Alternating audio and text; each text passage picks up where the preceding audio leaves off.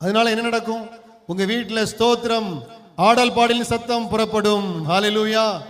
யார் வீட்டில் ஸ்தோத்திரம் புறப்படும், யார் வீட்டில் ஆடல் பாடல் சத்தம் படும், நீதிமானுடைய வீட்டில் ரட்சிப்பின் கம்பீர சத்தம் உண்டு. உங்க வீட்டில் இனி ஆடல் பாடல், இள வயது மரணம் இராது. ஆமீன். கரங்களை தட்டுவோமா? ஹல்லேலூயா. நீங்கள் ஜெயம் பெறுவர்களாய் மாறுவீர்கள், புதிய எல்லைக்குள் நுழைவீர்கள்.